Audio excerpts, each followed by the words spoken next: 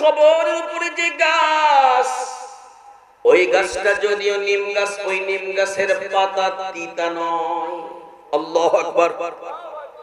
তার কারণটা কি? ইয়া ইলাহি বাহরে জাতি হর নবী ও হর বলি, ইয়া ইলাহি বাহরে জাতি হর নবী ও হর বলি, বাহরে হযরত মুর্শিদি গায়ে আশরাফ আলী থানবী। হযরত আশরাফ আলী থানবীর কবরে, উপরে হযরত আশরাফ আলী থানবীর কবরের উপরে যে নিম গাছ, এটার পাতা তিতা নয়। কয় যে এটার পাতা মিষ্টি। কয় কেমনে মিষ্টি? আশরাফ আলী থানবীর মেহনতের কারণে মিষ্টি। আশরাফ আলী থানবী, তার এক উস্তাদের নাম ছিল হযরত আব্দুল হক রাহমাতুল্লাহি আলাইহি। মাঝে মাঝে উস্তাদের বাড়িতে চলে যেতেন আমল শিক্ষা করার জন্য। উস্তাদে প্রথমে বলতেন, আশরাফ আলী, তোমার যতগুলো আমল আছে, আমার এক নম্বরে ওই আমলটা দেখো যেটা জান্নাতের তালা খুলতে লাগবে। আল্লাহু আকবার। সেটা কি? নামাজ। কি সেটা? তোমার যতগুলো আমল আছে, যে আমলটা তোমার জীবনের মরার পরে সর্বপ্রথম আল্লাহ পাকের দরবারে দাঁড়ায় হিসাব দেওয়া লাগবে, আমারে ওই আমলটা আগে দেখাও। এই কথা বলে আমলটা দেখতেন। আমল দেখার পরে এবার আব্দুল হক সাহেব তিনি নিজে নামাজে দাঁড়িয়ে যাইতেন। একদিন নামাজে দাঁড়িয়ে গেলেন, ফজরের নামাজের বেশি বাকি নাই। আশরাফ আলী থানবী ঘুম থেকে জাগছেন তাহাজ্জুদ পড়ার জন্য।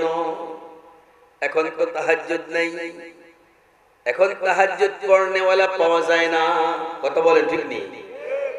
وَمِنَ اللَّيْلِ فَتَهَجَّدْ بِهِ نَافِلَةً لَكَ عَسَىٰ أَن يَبْعَثَكَ رَبُّكَ عَسَىٰ أَن يَبْعَثَكَ رَبُّكَ مَقَامًا محمودا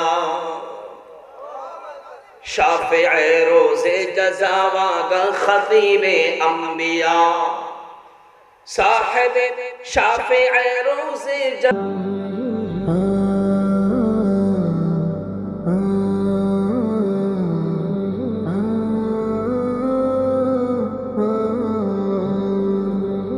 তার মানে আল্লাহ তাআলা জান্নাত বানায়া ওই জান্নাতের মধ্যে আল্লাহ তাআলা তালা লাগায়া দিয়েছেন। নবীজি যেদিন আল্লাহ পাকের সঙ্গে সাক্ষাৎ করার জন্য গিয়েছিলেন, সেদিন আল্লাহ তাআলা পয়গম্বরকে ডাক দিয়ে বলেছিলেন, পয়গম্বর, আপনার উম্মতকে আপনি জান্নাতে যেইভাবে নেবেন, ওই তালার চাবিগুলো আপনি বুঝে নিয়ে যান। সুবহানাল্লাহ। ওই চাবি বুঝার জন্য অ্যানালগ চাবি আছে, ওই চাবির ভেতরে ডিজিটাল চাবি আছে। ডিজিটাল বুঝেন? ঢুকাইতে হয় না। ওই চাবিগুলোর মধ্যে এমন চাবি আছে শুধুমাত্র স্পর্শ করলে খুলে যায়, আবার এমন চাবি আছে স্পর্শ করার দরকার নাই, শুধু তাকাইলে খুলে যায়। এমন চাবি আছে না? নেই? এজন্য আমরা আল্লাহ তাআলাকে জিজ্ঞেস করব, আল্লাহ তাআলা এমন চাবির দরকার, তালার ভিতরে চাবি ঢুকাবে এমন চাবি চাই না। আবার নাম্বার ঘুরাবো এমন চাবি চাই না, এমন চাবি চাই না স্পর্শ করব। ওগো আল্লাহ তাআলা, এমন একটা চাবির দরকার, তালার দিকে তাকাইলে যেন খুলে যায়, ফেস লকে যেন খুলে যায়। কি লক? এটার জন্য চলে যেতে হবে 18 নং পারার 1 নং পৃষ্ঠা, সূরাতুল মুমিনুন। আল্লাহ তাআলা বলেন, قد أفلح المؤمنون الذين هم في صلاتهم خاشعون والذين هم عن اللغو معرضون والذين هم للزكاة فاعلون والذين هم لفروجهم حافظون إلا على أزواجهم أو ما ملكت أيمانهم فإنهم غير ملومين فمن ابتغى وراء ذلك فأولئك هم العادون والذين هم لأماناتهم وعهدهم راعون والذين هم على صلواتهم يحافظون أولئك هم الوارثون যার কাছে এই কয়েকটা পুঁজি থাকবে আল্লাহ বলেন তার কাছে জান্নাতের সামনে গিয়ে তালা খোঁচাতে হবে না, তালা নাম্বার ঘোরানোর প্রয়োজন নেই, তালা স্পর্শ করার দরকার নাই, শুধুমাত্র সামনে দাঁড়ায়া তোমার চক্ষুটা একটু খুলে তাকায়া থাকবা, কটকট করে তোমার তালাটা খুলে যাবে। এমন চাবি চায় কে কে দেখে হাতটা দেখে আল্লাহ তাআলা আপনি আমাদেরকে এমন চাবি দান করেন। দেখুন আমি আয়াত পড়লাম, এই আয়াতের ভিতরে আল্লাহ তাআলা আমাদেরকে ডায়েরি লিখে দিয়ে দিয়েছেন, তোমরা যদি দুনিয়াতে মানুষ দেখো যে তোমার কাছে একটু মিলে না, কোন চাবিটা তোমার কাছে আছে, তুমি যদি মনে করো তোমার ফেস লকের চাবি তোমার কাছে আছে, তাহলে সূরা মুমিনুনের এই যোগ্যতাগুলো তোমার মধ্যে থাকবে। সুবহানাল্লাহ বলা যাবে না? সেজন্য আল্লাহ তাআলা ডাক দিয়া বলেন, ও দুনিয়ার মানুষ, তোমার কাছে যদি ওই চাবিটা থাকে তাহলে তুমি কামিয়াব, তুমি সফল।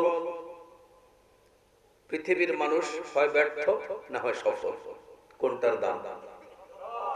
এক ব্যক্তি যেই কাজ করে সেইটাই হয় না, এটা কি সফল না ব্যর্থ? আল্লাহ তাআলা বলেন জান্নাতে চলে যাওয়ার পরে, তোমাকে মরে যাওয়ার পর, কবরে যাওয়ার পর, আমার বান্দা তুমি তখনই সফল যদি এই গুণগুলো দুনিয়ার জগতে তোমার থেকে বের হয়। এক নাম্বার, আল্লাযীনা হুম ফী সালাতিহিম খাশিউন।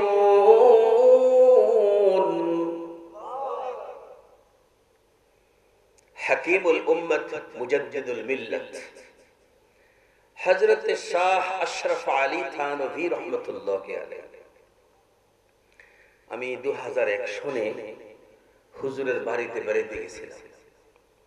তখন আমি দেওবন্দ মাদ্রাসায়, ওই বছর আমার পড়াশোনা শেষ। তো সেখানে গিয়ে হুজুর কবর জিয়ারত করতে দাঁড়ালাম। আশরাফ আলী থানভীর নাম কি আপনারা শুনেছেন? ইয়া ইলাহি বখরে জাতি হর নবী ও হর ওলি, বখরে হযরত মুর্শিদি খায় আশরাফ আলী থানভী। সুবহানাল্লাহ। আমি বললাম मैं चाहता हूं कि उनकी कब्र को जियारत करूं। तो মাদ্রাসা থেকে এক ছাত্র এসেছে, এসে বলছে হযরত চলিए থানভী আলাইহি रहमा की जो कब्र है मकबरा, तो चलिए आप पर इसको। तो গেলাম। যাওয়ার পরে ও আমাকে বলল যে হুজুর আমি একটু এখানে কাজ করতেছি, ওই যে নিম গাছ দেখা যায়, নিম গাছের নিচের কবরটাই হলো আশরাফ আলী থানভীর কবর। পরে আমি সেখান থেকে কবর জিয়ারত করে আসলাম। একজন আমারে জিজ্ঞেস করতেছে থানভী আলাইহি रहमा की कब्र पर जुद रखते इनके पत्तों के बारे में आपकी देखा कोई पत्ते के है? আমি বললাম নেই, कोई पत्ता तो नहीं देखा। আপনারা কি বুঝতেছেন গাছে কোনো পাতা কি আছে? আমি বললাম নাই।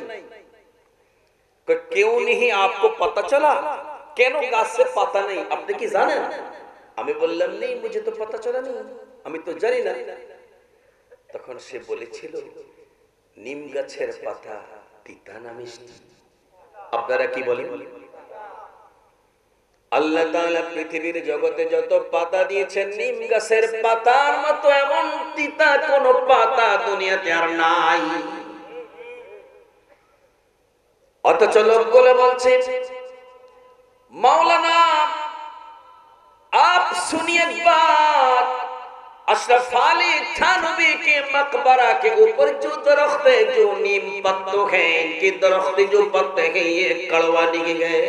कबर ऊपर जे गाछ, ওই গাছটা যদিও নিম গাছ, ওই নিম গাছের পাতা তিতা নয়। আল্লাহু আকবার। তার কারণটা কি?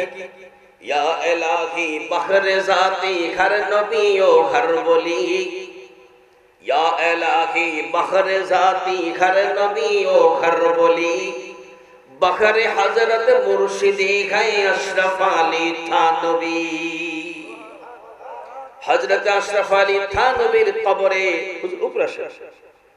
हजरत अशरफ अली थानवीर कबरेर उपरे जे निम गाछ एटार पाता तीता नय, কয় যে এটার পাতা মিষ্টি। কয় কেমনে মিষ্টি? আশরাফ আলী থানবীর মেহনতের কারণে মিষ্টি। আশরাফ আলী থানবী তার এক উস্তাদের নাম ছিল হযরত আব্দুল হক রাহমাতুল্লাহি আলাইহি। মাঝে মাঝে উস্তাদের বাড়িতে চলে যেতেন আমল শিক্ষা করার জন্য। উস্তাদে প্রথমে বলতেন আশরাফ আলী তোমার যতগুলো আমল আছে আমার এক নম্বরে ওই আমলটা দেখো যেটা জান্নাতের তালা খুলতে লাগবে। আল্লাহু আকবার। সেটা কি? নামাজ। কি সেটা? তোমার যতগুলো আমল আছে, যে আমলটা তোমার জীবনের মরার পরে সর্বপ্রথম আল্লাহ পাকের দরবারে দাঁড়ায় হিসাব দেওয়া লাগবে, আমারে ওই আমলটা আগে দেখাও। এই কথা বলে আমলটা দেখতেন। আমল দেখার পরে এবার আব্দুল হক সাহেব তিনি নিজে নামাজে দাঁড়িয়ে যাইতেন। একদিন নামাজে দাঁড়িয়ে গেলেন, ফজরের নামাজের বেশি বাকি নাই। আশরাফ আলী থানবী ঘুম থেকে জাগছেন তাহাজ্জুদ পড়ার জন্য। এখন তো তাহাজ্জুদ নাই, এখন তাহাজ্জুদ পড়নেওয়ালা পাওয়া যায় না। কথা বলেন ঠিক নেই? ومن الليل فتهجد به نافلة لك عسى أن يبعثك ربك عسى أن يبعثك ربك مقاما محمودا शाफ़िअ रोज़े जज़ावागा ख़तीबे अंबिया, साहिबे शाफ़िअ रोज़े जज़ावागा ख़तीबे अंबिया, साहिबे हौज़ो लिवाज़िल्ले खुदा रोज़े आती। আল্লাহ তাআলা পয়গম্বরকে দিয়ে তাহাজ্জুদ পড়ায় নিছেন, বলছেন এটা নফল নয়, এটা আপনার উপরে সুন্নত নয়, সুন্নতে মুআক্কাদাও নয়, আপনার উপরে ওয়াজিব। আল্লাহু আকবার। আল্লাহ তাআলা পয়গম্বরকে ডাক দিয়ে বলছেন, পয়গম্বর এই তাহাজ্জুদের নামাজ আপনার উপরে ওয়াজিব, এই উম্মতের উপর তাহাজ্জুদের নামাজ এখন ওয়াজিব না, এই কারণে পড়েও না। কিন্তু এমন এমন উলামায়ে কেরাম আছেন যারা 5 ওয়াক্ত নামাজের গুরুত্ব যেমন দেয় তাহাজ্জুদের গুরুত্ব তেমন দেয়। ঠিক তো? হাকিমুল উম্মত মুজাদ্দিদুল মিল্লাত শাহ আশরাফ আলী থানবী তাহাজ্জুদের সময় ঘুম থেকে জাগার পরে দেখলেন ওই যে সন্ধ্যাবেলায় ওই যে আব্দুল হক সাহেব ওই যে মুসল্লা বিছায়া কিবলার দিকে দাঁড়ালেন, তিনি এখনো নামাজই পড়লেন। আল্লাহু আকবার।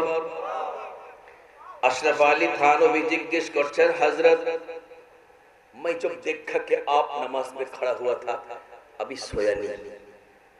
हुजूर बोलतेছেন अशरफ अली सो जाऊंगा मगर इनकी मौजा जो है ना ये जन्नती फलों से बहुत ज्यादा मजेदार है। কয় হুজুর কয় রাকাত পড়লেন? আব্দুল হক সাহেব বলেন 2 রাকাত। আল্লাহু আকবার। ওই সন্ধ্যায় দাঁড়ালেন, তাহাজ্জুদের সময় প্রায় শেষ, ওই যে এখন মাত্র কিছুক্ষণ পরেই ফজরের আযান দেওয়া হবে, এই লম্বা সময়ের মধ্যে নামাজ মাত্র কয় রাকাত? তার মানে 2 রাকাত নামাজ পড়তে গিয়ে সারা রাত শেষ। কয় হুজুর আপনি এই 2 রাকাত নামাজে কোন কোন সূরা পড়ছেন? আব্দুল হক সাহেব রাহমাতুল্লাহি আলাইহি বলেন, প্রথম রাকাতে সূরা ফাতিহা, সূরা বাকারা থেকে শুরু করে আলে ইমরান, নিসা, মাইদা, আনআম, আরাফ, আনফাল, তাওবা, ইউনুস, হুদ, ইউসুফ, রাদ, ইব্রাহিম, হিজর, বনি ইসরাইল, কাহাফ শেষ করার পর 1 রাকাত পড়লাম। 1 রাকাতে 15 পারা। 1 রাকাতে। তারপর দ্বিতীয় রাকাতে যখন দাঁড়ালাম তখন মন চাইছিল আর বেশি পড়বো না, কিন্তু আমার কাছে মনে হলো আমার দ্বিতীয় রাকাতে আমার উপর রাগ করে ফেলবে, আমার উপরে রাগ করে ফেলবে। আরে আমরা কি চিন্তা করি? আমরা তো চিন্তা করি দূর তাড়াতাড়ি পারা যায়, কামাত্তান খুরুদ্দা চাচা মুরগি সামনে করে আদা ঠোকরে খায়, আমাগো সিজদাটা এরকম তাড়াতাড়ি হয়ে যায়। কথা বলে এটার দ্বারা ফেস লক হবে না। আল্লাহ তাআলা বলেন আল্লাযীনা হুম ফি সালাতিহিম খাশিউন, ওই ব্যক্তির কাছে জান্নাতের ফেস লক চাবি আছে, যেই ব্যক্তি নামাজে দাঁড়ালে তার মধ্যে কম্পমান সৃষ্টি হয়। কম্পমান সৃষ্টি না হলে পরে 2 রাকাত নামাজে কেমনে পুরা কোরআনে কারীম খতম করে ফেলে। সুবহানাল্লাহ। আপনারা তো বলবেন হুজুর এই ওয়াজটা করে লাভ আছে, এটা কি আপনারাও পারেন? কি করব বলে, এই সমস্ত মানুষদের কথা বললে ভিতরের ঈমানের মধ্যে জাল দেওয়া হয়। জাল দাও বুঝে, তরকারি নষ্ট হয়ে যাওয়ার আগে চুলাতে একটু দিয়ে জাল দিয়ে দিলে আর নষ্ট হয় না। ঠিক আমাদের আল্লাহওয়ালা আকাবেরিন যারা আছেন তাদের আলোচনা যখন আমরা করব তখন আমাদের ঈমানটা একটু জাল দেওয়া হয়, ফলে আমাদের ঈমানটা আর নষ্ট হয় না। তো দেখেন এটা 1 নম্বর চরিত্র কি হবে? নামাজে খুব ভয় থাকবে। সুবহানাল্লাহ। ওয়াল্লাযীনা হুম আনিল লাগবি মুরিদুন, তোমরা দেখবা এরা দোকানে বসে বসে বাজে আড্ডা কথা বলে না। যেই মানুষগুলোকে দেখবা দোকানে বসে বসে অনর্থ কথাবার্তা বলে না, তোমরা বলে রাখো যারা নামাজে বিনয়ী এবং দোকান দোকানে রাস্তার মোড়ে মোড়ে আড্ডা দেয় না, মনে রাখো এই ব্যক্তির কাছে ওই দামি চাবিটা আছে, যেই চাবিটা তার চেহারা ওই জান্নাতের তালার সামনে দাঁড়ালে অটোমেটিক খুলে যাবে। ওয়াল্লাযীনা হুম লিয-যাকাতি ফাঈলুন, দেখবা সে যদি টাকা পয়সা থাকে তখন সে গরিবের হক খুঁজা খুঁজা পূরণ করে। সুবহানাল্লাহ। কখনো তার নাম যাকাত, কখনো তার নাম সাদাকা, কখনো ফরজ যাকাত, কখনো নাফিলা। এই সবগুলো দিয়ে তোমার সমাজের যে মানুষটা দেখবা নামাজে বিনয়ী, অনর্থ কাজে নাই, ফরজ যাকাত আদায় করে, গরিবের অভাব দূর করার জন্য ফিকির করে, মনে রাখবা তার কাছে ওই গোপন চাবিটা আছে, যে চাবিটার চেহারা তাকাইলে তালা খুলে যাবে। والذين هم لفروجهم حافظون, 4 নম্বরে দেখবা এই মানুষটা তার চরিত্রটাকে ফুলের মতো পবিত্র। বলেন এই মানুষের চরিত্র, এই মানুষের চরিত্র। আমাদের দেশে বর্তমানে ফুলের অভাব নাই, কিন্তু এই ফুল এখন আর গাছে নাই, সব তলে ঝরে পড়ে গেছে। এখন এটিতে ঝাড়ু দিয়ে দিয়ে বাংলাদেশ থেকে খাদায় ইন্ডিয়া দেওয়া লাগে। কথা ঠিক তো? ফুলের অভাব নাই, ফুলগুলো গাছে নাই। ফুলের অভাব নাই, ফুলগুলো গাছে নাই। গাছ থেকে ঝরে পড়ে গেছে, এখন ঝরে পড়ে যাওয়ার পরে এগুলোর ঝাড়ু দিয়ে ইন্ডিয়া, ঝাড়ু দিয়ে ইন্ডিয়া, ঠিক না? এগুলোরে বাংলাদেশে এখন আর জায়গা নাই। এই কারণে চরিত্র কেমন হবে? ওয়াল্লাযীনা হুম লিফুরুজিহিম হাফিযুন,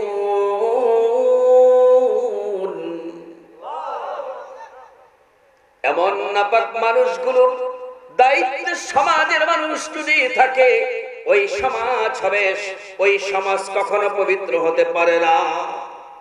আল্লাহ তাআলা বলেন তোমরা ওদেরকে দেখবা, ওদের চরিত্র বলেন ফুলের মতো পবিত্র, ওদের চরিত্র ফুলের মতো পবিত্র। ওয়া ইন্নাকা লাআলা খুলুকিন আযীম, ফুলের মতো চরিত্র, ফুলে ওদের চরিত্র ফুলের মতো পবিত্র যদি হতে হয়, তাহলে এই চরিত্রটা হতে হবে নকল মুহাম্মদ।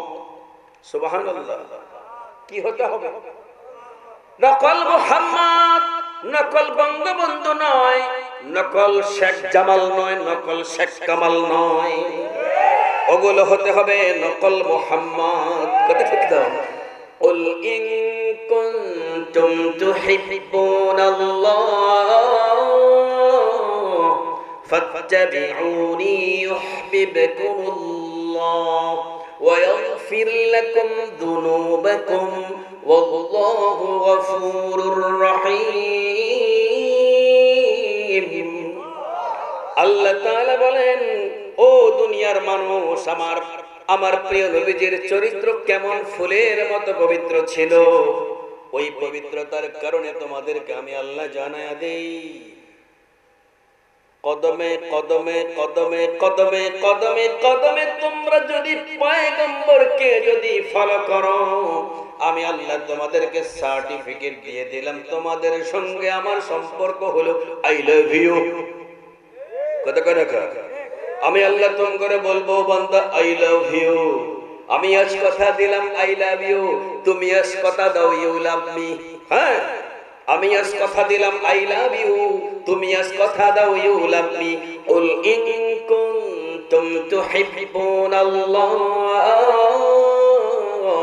ফাত্তাবিউনি ইউহিব্বুকুমুল্লাহ ওয়া ইয়াগফির লাকুম যুনুবাকুম। আমি আল্লাহ জানিয়ে দিলাম, বান্দা এই মহব্বতের কারণে আমি আল্লাহ তাআলা তোর আমলনামায় কোনো গুনাহ রাখলাম না।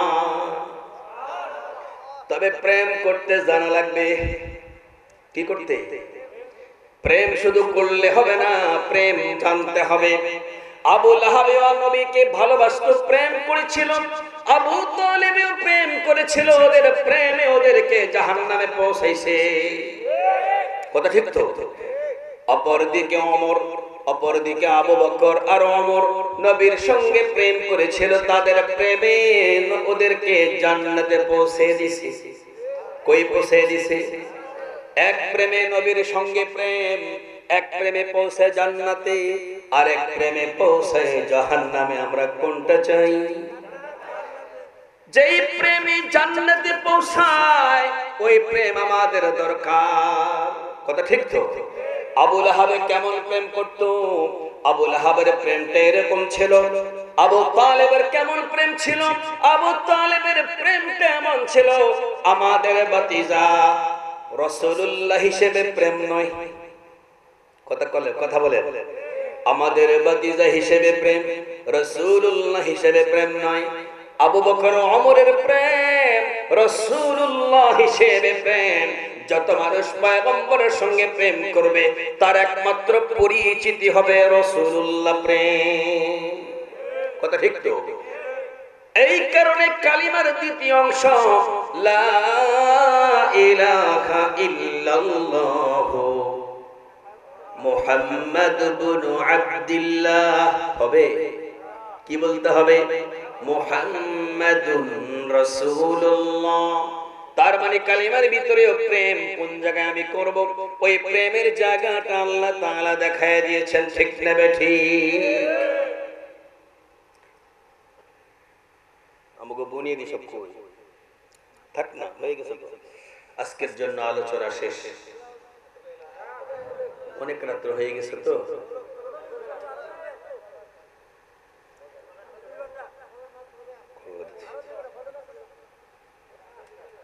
ছাত্র মানুষ তো অনেক কোরআন বুঝে, মাশাআল্লাহ।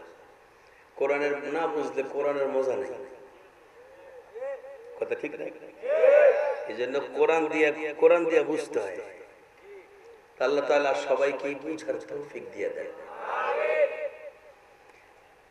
কি বলেছিলাম? ওয়াল্লাযীনা হুম লিফুরুজিহিম হাফিযুন।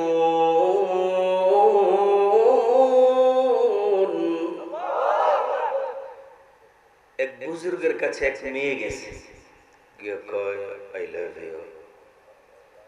কি কয়? কে গেছে? দরবেশ আলী চিন্তা করছে, কি এটা আবার করতেছে? আমি খোদারে রাত কই আই লাভ ইউ, এটা আমার দিন এক আই লাভ ইউ, এটা হলো কি? তো বুজুর্গে কি কয়? কয় আমাকে আই লাভ ইউ কইতে হইলে তুমি 40 দিন নামাজ পড়তে হইতো। কদিন? তো 40 দিন নামাজ পড়ার পরে এখন এই সেজি আমার আইরা, কারণ 40 দিন পার হইলে তো আইবে আই লাভ ইউ যুক্ত করার লেগা। ফুল টুললে আইতেইব না? নাই নাই নাই, ঠিকানাও রাখে নাই। এই পরে কেমনে কেমনে বাইর করছে, বাইর করে গিয়ে কইতেছে অমুক কি এই ঘর কহ কেরে কো আমার লগে চুক্তি কিসে? চুক্তি মোতাবেক তো আমার সাথে একটা প্রেম করার কথা, 40 দিন তো পার হইলে। তো ভিতর থেকে বলতেছে আমি ওই যে নামাজ শুরু করছিলাম, প্রেম করে লাইছি উপরের লগে। والذين هم لفروجهم حافظون إلا على أزواجهم أو ما ملكت أيمانهم فإنهم غير ملومين فمن ابتغى وراء ذلك فأولئك هم العادون। নবীজির একটা বিয়ে হয়েছিল এরকম এই রাস্তার কাছে, সুবহানাল্লাহ বলে। আপনারা ওই যে রাস্তায় বিয়ে হইলে খালি অপমান করেন না, আমাকে নবীজির একটা বিয়ে হয়েছিল এরকম রাস্তায়। আল্লাহু আকবার বলে। যার সঙ্গে বিবাহ হয় ওই মেয়েটার বাবা কিন্তু ওই গোত্র প্রধান। যারা সিরাতে খাতামুল আম্বিয়া পড়েছে এরকম কেউ আছে এখানে? মাশাআল্লাহ। তারিখুল ইসলাম, হ্যাঁ মাশাআল্লাহ। তারপরে আসাহুস সিয়ার, সিরাতে মুস্তাফা আছে কেউ? ওই নেতার নাম, নেতার মেয়ে কিন্তু রাস্তায় বিয়ে। নেতার নাম হলো হুয়াই ইবনে আখতাব। কি নাম? হুয়াই। ওর বাবার নাম হলো আখতাব। হুয়াই ইবনে আখতাব বড় অহংকার করত আর প্রিয় নবীজির সঙ্গে অনেক ভৎসনা করত। হুয়াই ইবনে আখতাবের মেয়েই হলো একটা, আল্লাহু আকবার। মেয়েটার নাম হলো জয়নব। এই জয়নবের সঙ্গে আমার প্রিয় নবীজির বিবাহ হয়। বিবাহটা হইছে কেমনে? বনু কুরাইজাকে অবরোধ করার পর ওরা যখন মুসলমানদের হাতে ধৃত হয়ে যায়, ধরা পড়ে যায়, মুসলমানদের হাতে যখন ধরা পড়ে যায়, আরে ধরা পড়ার জন্য অস্ত্রের দরকার হয় না, ভালো করে ধরতে পারলেই, ভালো করে ধরতে পারলেই তখন হেলিকপ্টারে একবার কুমিল্লা যায়, আবার পেটের ভিতরে কামড় দেয়, আবার ঢাকা আসে, আবার পেটের ভিতরে কামড় দেয়। পরে মোদি গো আমার জায়গা ঠিক করো।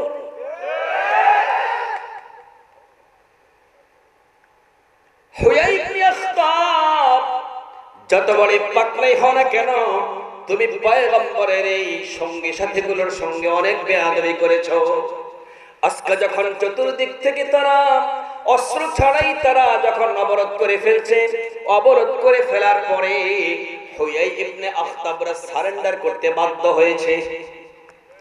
আখির জামানে কয় ম্যাডাম আর তো ফটতেছি না, ঠিক নেই, জয় করতেছে পারবি না, কে জানোস না আমার নাম যে নমরুদ, পারস না, কথা বলে এবার ঠিক তো আসতে কুজা কারু কুজা ফিরআউ কুজা নমরুদ খুদ খামান কুজা খা শওকতে শাহে কুজা তখতে সুলাইমানি।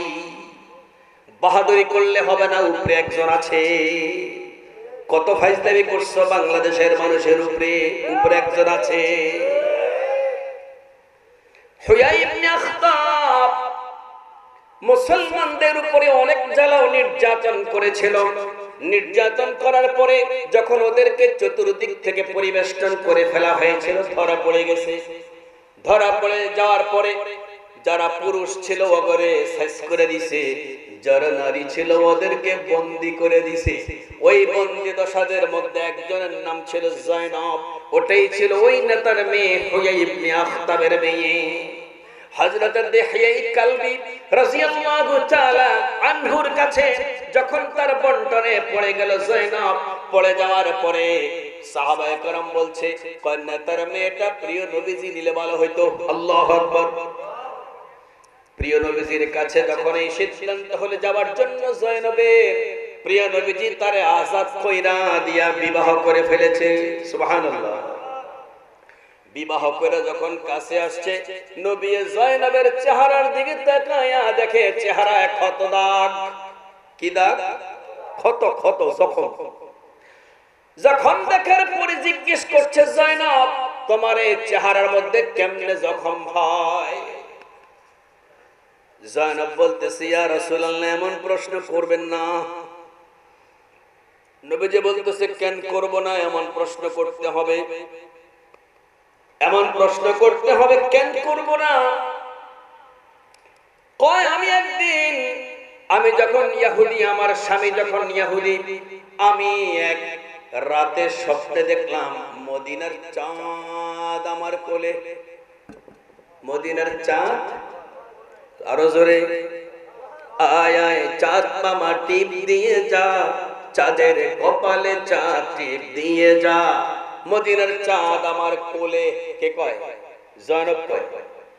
আমার স্বামী কথাটা শোনা মাত্রই আমার চেহারা এমন ভাবে আঘাত করে, আমার চেহারা ক্ষত বিক্ষত হয়। আর আমারে কয় বউ তুই আমার হইছ, আর কল্পনা করস মুহাম্মাদের বুঝিত। আল্লাহু আকবার বলেন।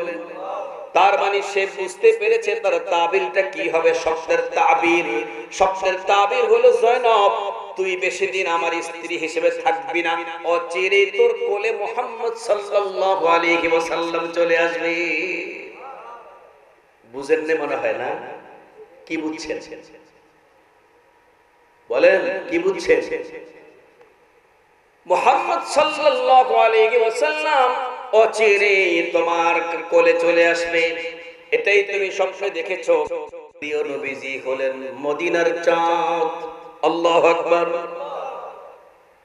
ইল্লা আলা আজওয়াজিহিম আও মা মালাকাত আইমানুহুম ফাইন্নাহুম গায়রু মালুমিন ফামান ইবতাগা ওয়ারাআ যালিক ফাউলাইকা হুমুল আদুন। এরপরে যে আয়াতগুলো আছে এগুলি একটাই অনেক সময়ের ব্যাপার। কত কম নগরে রাত বাজে 12:30 থাক, আজকে থাক।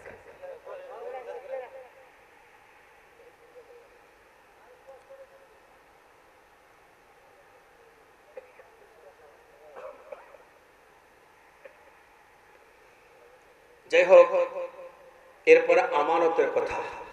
কিসের আমানতের কথা?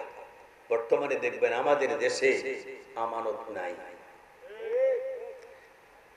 কয় হুজুরের বাড়িতে এক বস্তা আম থুইয়া একটু গিয়েছিলাম এখানে, আবার পরে কইলাম হুজুর আমার আমগুলি কই? কয় তোমার আমগুলি নাতিরা দেখছি একটা একটা হাতে তোমার বস্তা টেনে লইলো না কি আমাকে ঘরের টেনে লইলো। আচ্ছা ঠিক আছে হুজুর, তো এই যে কটা আপনার নাতি খাইছে বাকি দেন। পরে কয় করে বাকি বস্তা ডান খুঁজার নাই কয় ওলাইন তো সব খাইলেছে। কত হুজুর ওই ঠিক আছে আমজন খাইছেন তো বাজারে আবার কিনে নিব বস্তাটা দেন। খাবো বস্তাটাও নাই। বুঝতেছেন না আপনারা কথা কন না কেন? তার মানে দুনিয়াতে আমানত নাই। আমানত যদি না থাকে ঈমান নাই। লা ঈমানা লিমান লা আমানাতা লাহ। পয়গম্বর বলেন যার আমানত নাই তার ঈমান নাই। ফজরের নামাজ পড়ছেন নিজ আপনারা? কে কে পড়ছেন যে হাতটা তুলেন তো। কেউ ওয়াজ বলে আরো করে টিস্যু তো শেষ মাশাআল্লাহ। যারা যারা পড়েন নাই তাদের লাগে একটু ওয়াজ করতে হয় না। যদি পড়তেন তাহলে এখানে আমার ওয়াজের দরকার হইতো না। ফজরের নামাজ আমানত কিনা বলেন? কার আমানত? কে লেগে দিছে? আল্লাহ। আল্লাহ আমাকে যেদিন বানাইছে কজন বানাইছিল? একজন। মাশাআল্লাহ। এই একজন বানায়া আল্লাহ তখন ঘোষণা দিছে এই ফেরেশতারা আয় আয় দেখতে কি বানাইছে দেখতে যা। এই সব ফেরেশতারা সব ফেরেশতারা আদমের দেখতেছে পাশে দাঁড়ায়।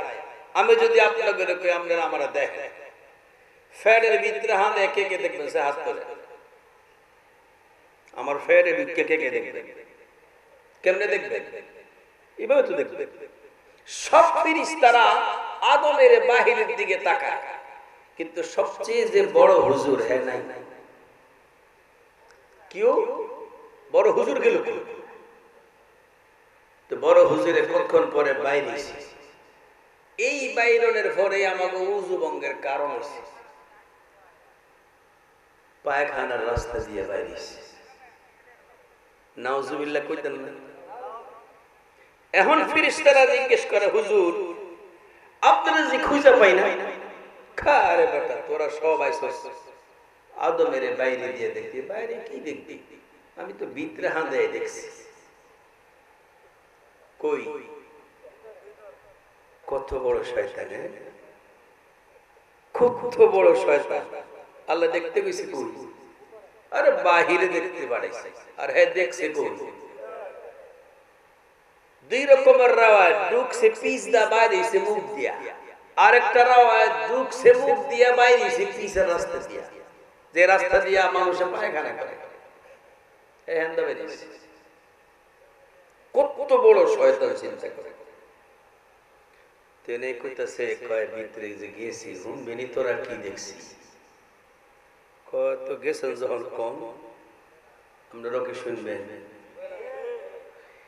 কই ভিতরে একটা কিছু খালি কিছুই নাই। তবে না এই বাম পাশে সিনা বরাবর একটু 4 আঙ্গুল নিচে কি একটা কোটা বাক্সের মতো, এটা অনেক নাড়াচাড়া করলাম, ভিতরে কিছু ঢুকাইতে পারলাম না। এটার নাম কি? এটার নাম হলো কল্প। কল্প চিনেন? কি? মন, অন্তর, আত্মা যেটা করে। কয় হুজুর আপনি এই তো ভিতরে গেলি কীর্তন গেছেন। কয় না কোন যায় না, কোন কোনটা কাজে লাগে কোন যায়। রাস্তা চিহ্ন রাখছি। কথা কর না কা? কি চিহ্ন রাখছি? রাস্তা চিহ্ন রাখছি, এলিভেটেড করে রাখছি, যাতে দেশে তো তাড়াতাড়ি ফলন যায়। কয় আর কি দেখছেন? কয় যেটা দেখছি এটার কারণে আমি চিন্তা করলাম যে মাটির বানানো জিনিসটা এটার মধ্যে এইটা আবার কি দিল। অনেক চিন্তা করছি, কিচ্ছুই খুঁজে পাই নাই। আল্লাহ তাআলা বলেন জানো আমি এটা বানাইছি তোমাদের ওই ঈমানটা রাখার জন্য যেই ঈমানে তোমার এক নম্বরে আমি আল্লাহ তাআলার নামাজ পড়াই, যেই নামাজটা এক নম্বরে ফজরের নামাজ। তার মানে যার ভিতরের সেই বাক্সটা শয়তানের কন্ট্রোলে নাই, যার সেই বাক্সটা শয়তানের কন্ট্রোলে নাই, ওই বাক্সা কোনোদিন ফজরের নামাজ কাজা করতে পারবে না। যারটা কন্ট্রোলে চলে গেছে শয়তানের, ও কোনোদিন ফজরের নামাজ পড়তে পারবে না, কোনোদিন পারবে না। কেন? এটা শয়তানের কন্ট্রোলে চলে গেছে। শয়তানের কন্ট্রোলে কেমনে যায়?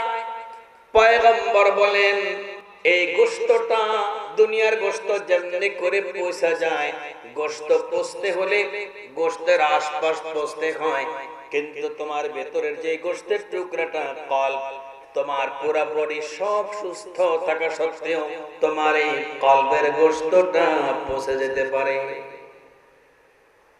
এই কলবটা পৌঁছুক, এটা কেমন না স্যার? পয়গম্বরকে জিজ্ঞেস করছে, এই কলবটা যেন না পৌঁছে আমাদের করণীয় কি? পয়গম্বর বলেন, একটা দায়িত্ব, তার নাম হলো আল্লাহু আল্লাহ, আল্লাহু আল্লাহ, আল্লাহু আল্লাহ। বলেন না কেন? আল্লাহু আল্লাহ, আল্লাহু আল্লাহ। যে যত বেশি জিকির করবে তার কলব কোনোদিন পৌঁছবে না। কলব যদি না পৌঁছে কোনোদিন শয়তানে সেটাকে কন্ট্রোল করতে পারবে না। এজন্য জিকির করতে হবে খুব বেশি বেশি। পারবেন তো ইনশাআল্লাহ? কমপক্ষে নামাজের আগে জিকির, সকাল বিকাল জিকির। যদি জিকির করতে পারি তাহলে জিকিরের পরের যে ইবাদত নামাজ, এটা আমাদের থেকে ছুটবে না। والذين هم لأماناتهم وعهدهم راعون والذين هم على صلواتهم يحافظون। নামাজ কয় ওয়াক্ত? 5 ওয়াক্ত নামাজ। এটা হলো চাবির 5টা দাঁত। কয়টা দাঁত? যে তালা খুলতে চাবি ঢুকায়া খুলতে হয়, ওই তালার গাঁট যতটা, ওই গাঁট অনুপাতে চাবির দাঁত ততটা। তার মানে জান্নাতের তালাতে গাঁট 5টা, আর আমাদের ওই চাবির মধ্যেও দাঁত 5টা। যদি একটা গাঁট না থাকে জান্নাতের তালা খুলবে? জান্নাতের তালা খুলবে না। জান্নাতের তালা যার খুলবে না, মরার পরে আর কবরে তারে পোশাক পরানো হবে ঠিক, কিন্তু জান্নাত থেকে নয়। বিছানা দেওয়া হবে ঠিক, কিন্তু জান্নাত থেকে নয়। পরিবেশ দেওয়া হবে, কিন্তু ঘুমানোর পরিবেশ নয়। কবরে যাওয়ার পরে 3টা জিনিস অবশ্যই লাগবে। কয়টা জিনিস? 1 নম্বরে পোশাক লাগবে, জান্নাতের পোশাক। জান্নাতের পোশাকটা হলো ওয়ান টাইমের মতো। কোন একটা জায়গা যদি আপনি ব্যথা পান, থেতলিয়ে যায়, ডাক্তারের দোকানে গিয়ে যদি বলেন, ডাক্তার সাহেব একটা ওয়ান টাইম দেন, ওয়ান টাইমটা লাগানোর পরে ওয়ান টাইম ব্যথাটা চুষে নিয়ে যায়। ঠিক তো? ঠিক তেমনি করে কোন একজন মানুষ মরার পরে মালাকুল মউত তার রূহ কবজ করার পরে বডিতে এত পরিমাণে ব্যথা হয়, এই ব্যথা দূর হওয়ার জন্য আল্লাহ তাআলা ওই কবরের মধ্যে তার জান্নাত থেকে ওয়ান টাইম পোশাক পরায় দিবেন। সুবহানাল্লাহ। যে পোশাকটা পুরা বডি থেকে ব্যথাগুলো টেনে দূর করে দিবে। সুবহানাল্লাহ। হযরত ঈসা আলাইহিস সালামের নাম শুনছেন? একদিন আল্লাহ কইতেছে, ঈসা দাওয়াতের কাজে বাইর হও। তো আল্লাহ ঠিক আছে যাই। তো আল্লাহ, আমরা এই দাওয়াতের কাজে যে বের হব, এটা মেয়াদটা কতদিন?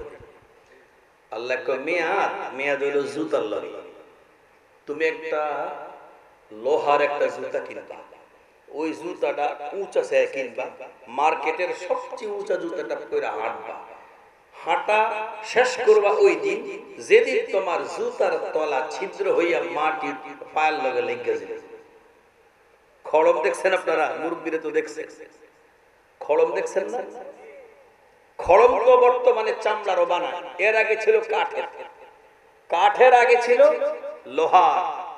ঈসা আলাইহিস সালামের যুগের খড়ম ছিল লোহা। তো তিনি করলেন কি? এভাবে খড়ম কইরা চলতেছে চলতেছে, দাওয়াত দিতেছে, হঠাৎ করে একদিন দেখলো যে ওই যে খড়মের তলা একেবারে এই মাটির লগে আর পায়ের লগে কাদা লেগে যায়, মানে গোসায় গোসায় ক্ষয় হয়ে গেছে। তো আল্লাহকে বলতেছে, আল্লাহ আমার তো এই জায়গা তো জুতা তো ক্ষয় হয়ে গেছে, এখন তো আল্লাহ বলতেছে এই জায়গা আসার পরে তোমার এনে দাওয়াতের কাম শেষ।